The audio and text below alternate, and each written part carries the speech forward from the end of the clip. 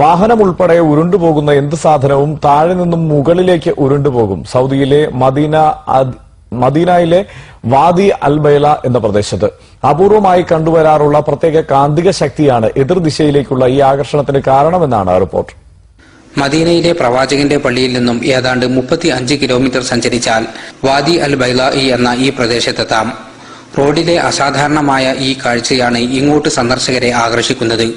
ഇവിടെയുള്ള ചെറിയ ഇറക്കത്തിൽ വാഹനം ന്യൂട്രൽ ഗിയറിൽ ഇട്ടാൽ വാഹനം താഴേക്ക് പോകുന്നതിന് പകരം മുകളിലേക്കാണ് പോകുന്നത്. വാഹനം മാത്രമല്ല, ഉരുളുന്ന കനമുള്ള എന്തും താഴെ വച്ചാൽ അത് മുകളിലേക്ക് ഉരുണ്ടുപോകും.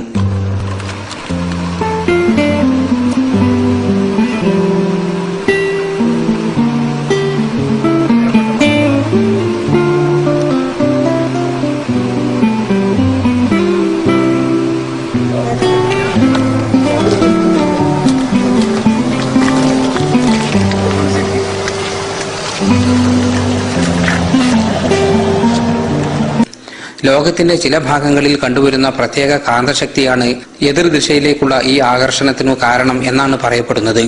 പർവ്വതങ്ങൾ നിറഞ്ഞു നിൽക്കുന്ന ഇത്തരം പ്രദേശങ്ങൾ ഗ്രാവിറ്റി ഹിൽ അല്ലെങ്കിൽ മാഗ്നറ്റിക് ഹിൽ എന്ന പേരിലാണ് അറിയപ്പെടുന്നത്.